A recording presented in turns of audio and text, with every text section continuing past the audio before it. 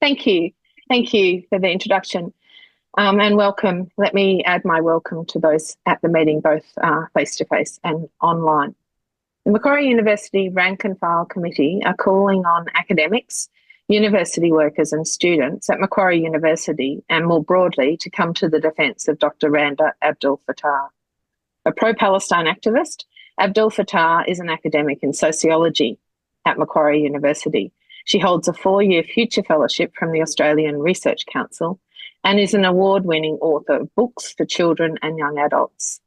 The attacks on Abdel-Fattah have been spearheaded by the Murdoch media, which has conducted a campaign of bullying and harassment against all anti-genocide voices, slandering them as anti-Semitic. These attacks have now been taken up by the federal Labor government.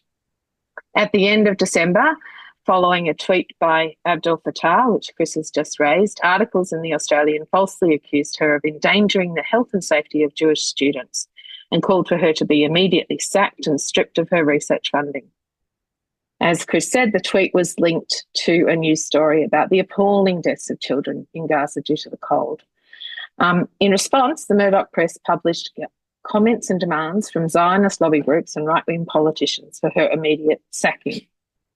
Under pressure from the Zionist lobby, Macquarie University management again initiated an investigation into whether Abdel-Fattah had breached the university's code of conduct.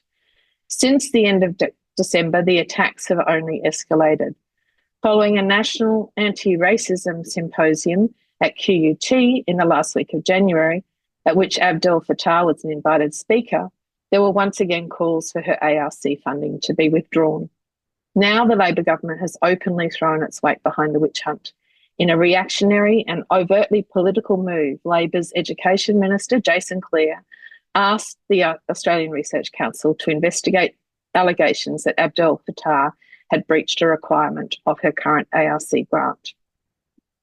Labor MP Josh Burns, who is chairing a parliamentary anti-Semitism in universities inquiry, carpeted both the VCs of Macquarie and QUT, aggressively declaring university leaders had failed to act decisively against Abdel-Fattah and other academics who have denounced Israel for its ongoing mass killings of Palestinians. Burns demanded to know from the VC why Macquarie University had not sacked her. When the VC explained that the university's enterprise agreement with staff provided Abdel-Fattah with certain procedural and legal rights, Burns accused him of protecting her. This same committee issued a report last week recommending a host of measures aimed at silencing criticism of Israel, including draconian amendments to the Fair Work Act to enable universities to more easily sack staff and researchers accused of anti-Semitism. The report also recommended that all universities adopt the repressive International Holocaust Remembrance Alliance definition of anti-Semitism. In a press release responding to this recommendation, Sarah Schwartz from the Jewish Council of Australia said, "International experience shows that the adoption of the IHRA definition will be used to silence Palestinian voices and voices opposed to Israel's human rights abuses, including Jewish voices like ours, under the misleading banner of addressing anti-Semitism." The measures proposed by this bipartisan committee mark a further ramping up of the role of the Labor government. Like its counterparts in Washington and other imperialist capitals internationally, in backing the ongoing Israeli mass murder in the Middle East. The political interference by Labor sends a chilling message. Such measures could be used against any university research which is deemed not to be in the interests of Australian capitalism and the bipartisan Labor and Liberal National Coalition alignment behind US militarism. While spending hundreds of billions of dollars for AUKUS submarines and other weaponry directed against China, Labor is continuing to starve the universities of adequate funding, along with schools, hospitals, the NDIS and other social programs. The cuts to funding, the cuts to international student numbers, the continued corporatisation of universities are leading to job cuts throughout the sector. The financial squeeze on universities is aimed at forcing the universities to integrate themselves more fully with the demands of big business and the military, as set out in the Albanese government's Universities Accord and its chilling military secrets and national security bans and restrictions on research. The Accord insists that universities must transform both their teaching and research in partnership with employers and in line with the building of a war economy, including through the AUKUS Pact in preparation for a US-led war against China. The measures that are being used now to silence opposition to the genocide will be used against all opponents to the war agenda in general. The witch hunt against Abdel-Fattah is not just a question of an individual academic. Internationally, Israel's genocide against the Palestinians has been accompanied by an assault on free speech. Opponents of the war crimes being carried out by the Zionist regime are being subjected to intimidation and slander by governments, the corporate media, and Zionist organisations. In Abdel-Fattah's case, the attacks have been relentless for all of last year.